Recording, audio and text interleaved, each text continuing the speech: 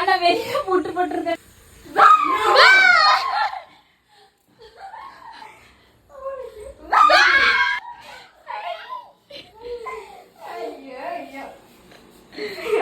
Hi மக்களே, good morning.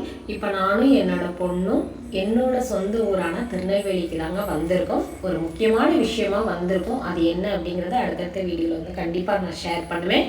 ஊருக்கு வந்துட்டாலே எங்கள் பொண்ணுக்கு வந்து நம்ம ஊர் இட்லி கடையில் வந்து இட்லி சாப்பிடணும்னு ரொம்ப ஆசை. அதனால நான் என் தங்கச்சி பொண்ணு இஷானி, என் பொண்ணு 3 பேருமே ஸ்கூட்டி எடுத்துகிட்டு போய் கடையில் போய் இட்லி வாங்குறதுக்காக போனோம். இட்லி வாங்க போன இடத்துல சரி பால் வாங்கிடலாம் அப்படின்னு சொல்லிட்டு பால் பாக்கெட் வாங்கிட்டு வந்துட்டோம்.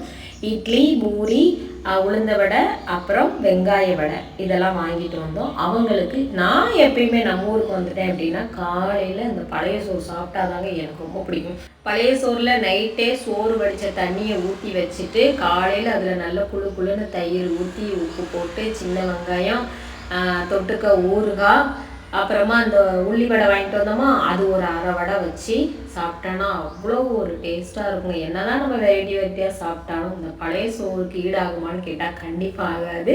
ஸோ மக்களே, யாருக்கெல்லாம் பழைய சோறு ரொம்ப பிடிக்கும் அப்படிங்கிறத கமெண்ட் பண்ணுங்கள்.